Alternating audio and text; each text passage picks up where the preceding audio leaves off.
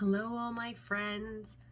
Today is Wednesday, January 26th, 2022, and I'm coming to you from my at-home office. And it's very exciting because today is Bell Let's Talk Day. So, let's talk.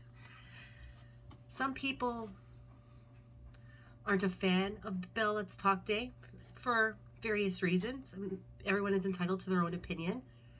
In my belief, there's no denying that Bell Let's Talk or Bell Canada has done tremendous work in breaking down stigma for mental health over the past number of years that they have been running this campaign. A lot of people don't reach out for help because of stigma associated with mental health. In the past, people didn't talk about different mental health issues because it was considered taboo.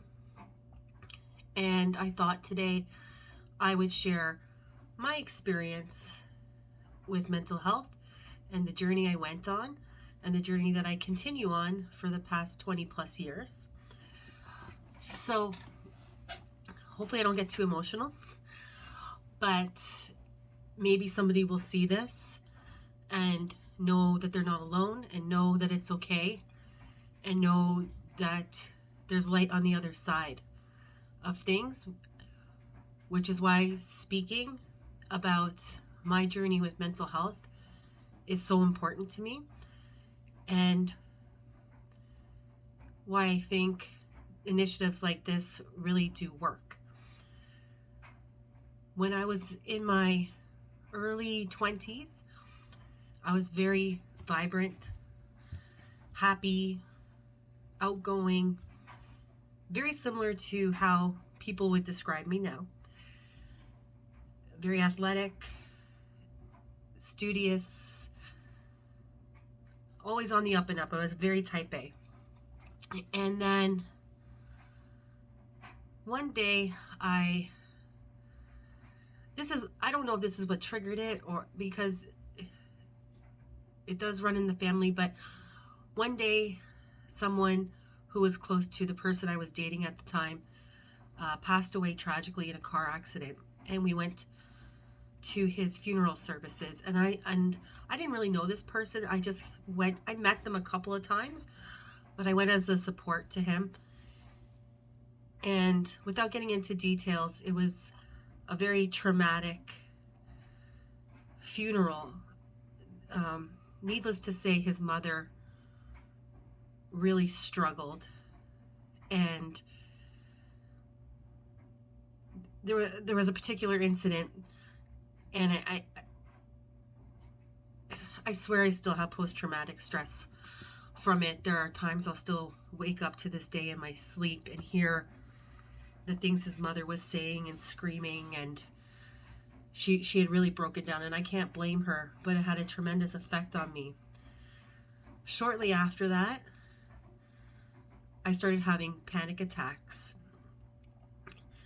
And I think what I can remember was my first major panic attack was at church on Christmas Eve with my mom. And I could swear that in the church I saw this person that had died walking up the aisle towards us, and I was terrified. I was sweating. I thought I was going to vomit, and I just had this constant, I have to get out. So I told my mom, I'm really not feeling well, we got to get out of here. And we left. And then slowly but surely, over the next 6 to 18 months, I was getting more panic attacks, constantly in a state of fear, constantly in a state of thinking I was going to die if I went to sleep. Just a constant state of afraid. I could barely get to school to finish school or go to school. I would have to leave maybe 2 hours before I was due to get somewhere, because I would get into huge attacks on public transit or outside of the house. And it would take me about 2 hours to get from Bloor West Village to George Brown College, where I was going to school at the time. I was afraid to be in cars. I was afraid to leave the house. I became agoraphobic. So if you don't know what that is, that's a fear of leaving your own home. So I went from this bright, happy, positive, vivacious personality to one that was withdrawn, non-energetic, not really caring, constantly in fear, afraid to leave the house. I finished with George Brown College and I went to McMaster University after that, and it just got worse. And I was skipping classes.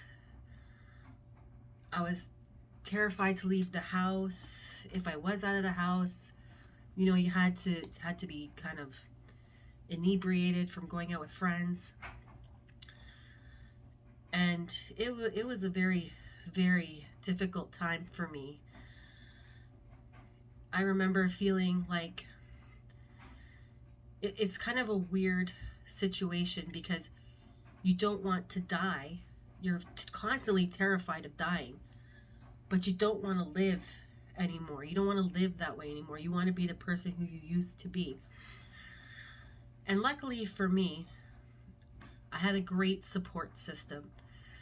One of the things I always say was being diagnosed with obsessive compulsive disorder, anxiety disorder, and agoraphobia was the best, worst thing that ever happened to me. You have to count your blessings sometimes.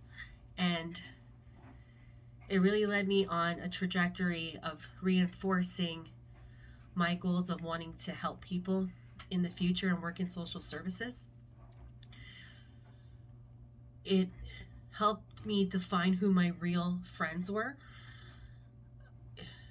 I think one of the things that hurt the most at the time was there was a person who had been good friends with me throughout my entire life, and she pretty much she abandoned me. She was going around telling people I was crazy, to stay away from me, and she wasn't the supportive friend that I thought she was or should be. She only reinforced this stigma, saying things like that of other people, like, oh wow, look at Tara, like she was on top of the world and now like look at her, she's crazy. But so you do find out who's really going to stand beside you. And I had some good friends who really stood beside me during that time, and I'm still friends with some of those people, and they were so understanding and wonderful. If Pam ever sees this, she was one of them. She was so good to me. She doesn't even know how good she was to me, but she was so empathetic and good. I was glad that I had her in my life. But I think the savior for me was my parents. My parents didn't give up on me, and they wouldn't let me give up on me. And they started taking me to doctors, and I started having all these tests for everything. It was crazy. We shouldn't use the word crazy, but yeah, just all these physical tests. Nothing kept coming, and then makes you worse. The hallucinations every night. It was just, I would get so riled up. I would like think I saw things. So eventually I went to a doctor, and he referred me to the, what did they call it? It was an anxiety disorders clinic at McMaster Hospital. I was a student at McMaster at the time, and so I went to this clinic, and I had an assessment with a nurse therapist. I did 3 hours, something like that, of tests on a computer, just general questions. Do you feel this way? Do you feel that way? In certain situations. And then I had a psychiatrist, and the psychiatrist gave me medication, and I was enrolled in a group cognitive behavioral therapy class, and we went through all the different things. So identifying when the attack was coming on, learning what we can do and gaining resources of how to help it. So in the combination with, my psychologist, my psychiatrist, my nurse therapist, and my group therapy and medication, I started doing much, much better within 3 months. I think one of the greatest things that also helped me through this process was knowing that it wasn't just me. We didn't have the internet really back then. This is going back 20 plus years ago. We didn't have the internet. So being in this group of people, there's about 10 of us in the program, 10 to 12. There were other students, there were adults, people from all walks of life. And knowing that there was such diversity in the group, like it was something that affected everyone, and it could happen to anyone. And it wasn't just me. I wasn't alone. And I had these people to talk to and say, like, yeah, me too, that happens to me. And there was camaraderie, and that was also really helpful. And I think this is why Bell Let's Talk is so important, because people share their stories. They're encouraged to share their stories. They have the courage to share their stories. And other people can identify it and say, like, oh my God, that's me. I have those issues. And then they can then start doing research and getting resources to go out and start to get better.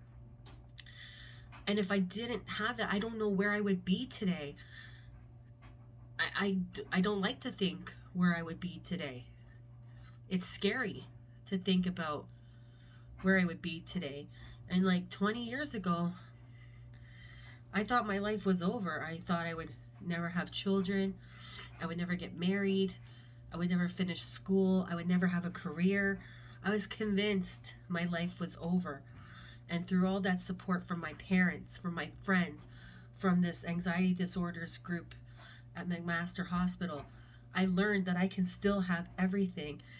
I just needed to learn the skills to manage the disorders, and medication greatly helped me.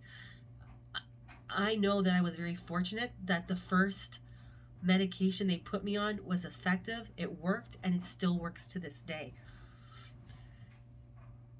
And that's very lucky.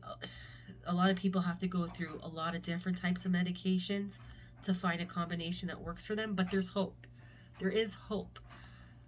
Today I have a family. I have 2 beautiful children. I have amazing friends. I have a good relationship.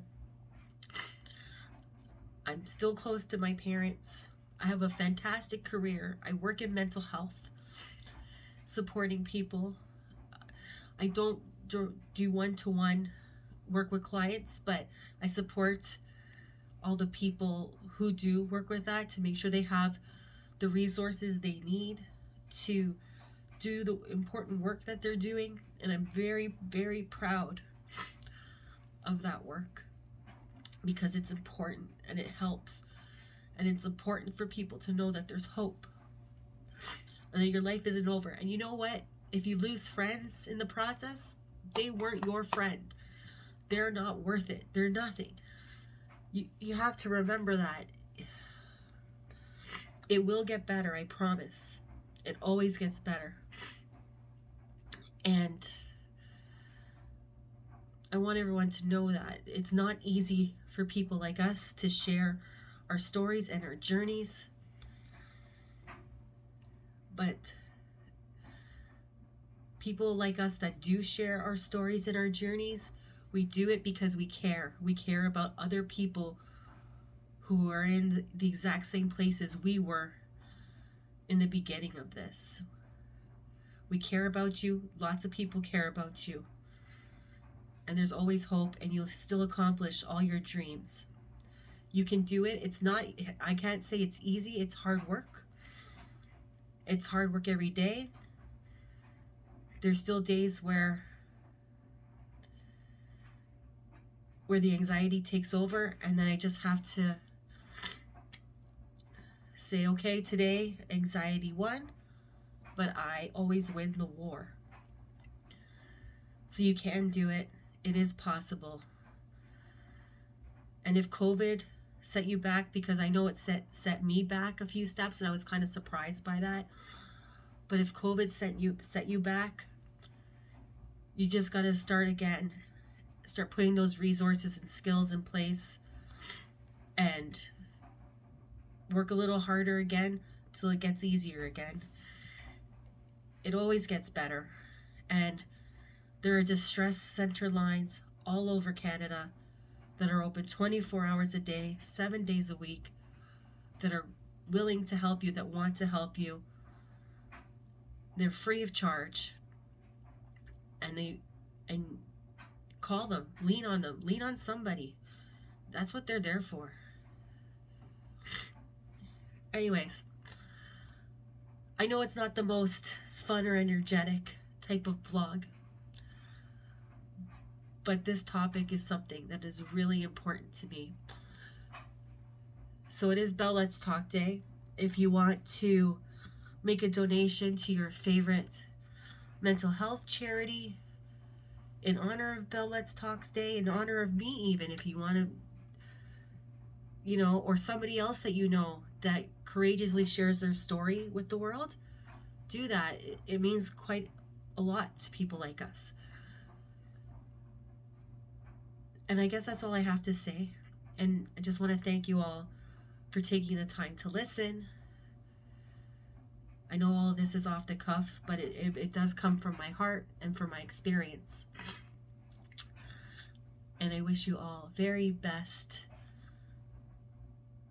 Bell Let's Talk Day and a mental wellness journey. And if you ever need some resources, please don't hesitate to email me. The email is in the About section of the YouTube, I believe. But please, I'm always happy to help. I don't know all the answers, but I can definitely connect you with the right resources. So thank you, everyone. I'll also leave a listing of the charity I work for, which is a mental health crisis center here in the GTA, if you'd like to make a donation in honor of Bell Let's Talk Day.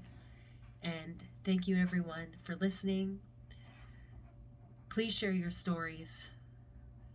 It's important. It's important so people don't know. So it's important so people don't know that they're alone, and they're not the only one. So thank you, and have a fabulous Wednesday hump day. Take care.